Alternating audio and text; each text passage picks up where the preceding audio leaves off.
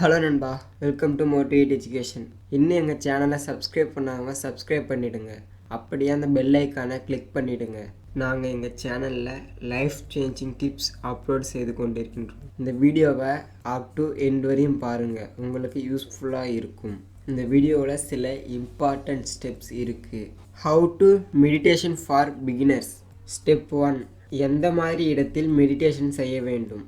நீங்கள் மெடிடேஷன் செய்யும் இடம் மிகவும் அமைதியாக இருக்க வேண்டும். எக்ஸாம்பிளுக்கு bedroom, car, library and forest. இந்த இடங்களெல்லாம் பொதுவாகவே அமைதியாக தான் இருக்கும். ஸ்டெப் 2, எவ்வளவு நேரம் செய்ய வேண்டும். மினிமம் ஒரு நாளைக்கு 10 to 20 minutes செய்ய வேண்டும். அதிகமாக இருந்தாலும் பிரச்சனை இல்லை. ஆரம்ப கட்டத்தில் இது மிகவும் கடினமாக தான் இருக்கும்.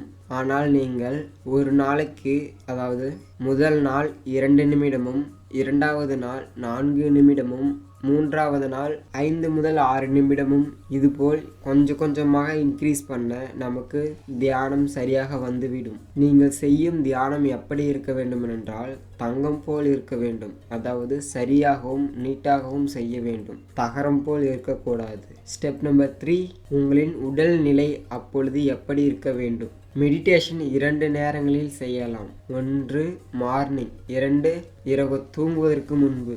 நீங்கள் காலை எழுந்தவுடன் 10 முதல் 20 நிமிடத்திற்குள்ளே செய்ய வேண்டும். மற்ற நேரங்களிலும் செய்யலாம், ஒன்றும் தவறில்லை. ஆனால் அந்த நேரத்தில் நீங்கள் செய்யும் பொழுது உங்களின் வில் பவர் அதிகரிக்கும். நீங்கள் இரவில் தியானம் செய்யும் பொழுது நீங்கள் அமர்ந்து கொண்டும் செய்யலாம், இல்லை என்றால் படுத்து கொண்டும் செய்யலாம். ஸ்டெப் நம்பர் 4, எப்படி அமர வேண்டும். கீழே உட்கார்ந்து கொண்டு கால்களை மடித்து கொண்டும் 2 கைகளையும் மடியின் மீது வைத்து உடல் முழுவதும் தளர்வு நிலையில் இருக்க வேண்டும். ஸ்டெப் நம்பர் 5, இதுதான் ரொம்ப இம்பார்ட்டன்ட்.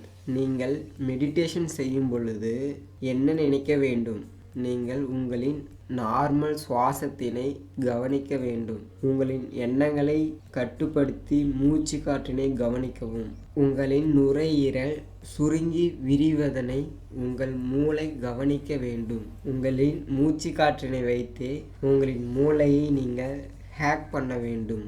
ஸ்டெப் நம்பர் 6, இதுவும் இம்பார்ட்டன்ட். நீங்கள் தினந்தோறும் தவறாமல் மெடிடேஷன் செய்ய என்ன செய்ய வேண்டும். இதற்கு நீங்கள் இதனை ஒரு ஹேபிட்டாக மாற்ற வேண்டும். இதனை நீங்கள் ஒரு ஹேபிட்டாக மாற்ற சில ட்ரிகர்களை பயன்படுத்த வேண்டும். எக்ஸாம்பிளுக்கு சுவிட்ச் போட்டால்தான் ஃபேன் ஓடும், அந்த இடத்தில் மின்சாரம் என்ற ட்ரிகர் இருக்கின்றது. அதுபோல நீங்களும் காலை எழுந்தவுடன் பிரஷ் பண்ணுவது, இல்லை என்றால் காஃபி குடிப்பதற்கு முன்பு இதனை நீங்கள் செய்ய வேண்டும். பிறகு நீங்கள் இரவு தூங்க போவதற்கு முன்பு உங்கள் ரூமின் கதவில் மெடிடேஷன் செய்யாமல் வெளியே செல்லக்கூடாது என்று எழுதி ஒட்டிவிடுங்கள். அதனை பார்க்கும் பொழுது உங்களுக்கு செய்ய வேண்டும் என்று தாமாகவே தோன்றும்.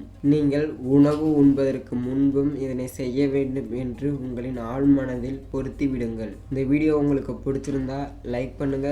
இந்த வீடியோவில் உங்களுக்கு பிடிச்ச ஸ்டெப் எதுன்னு சொல்லிட்டு கமெண்ட் பண்ணுங்க.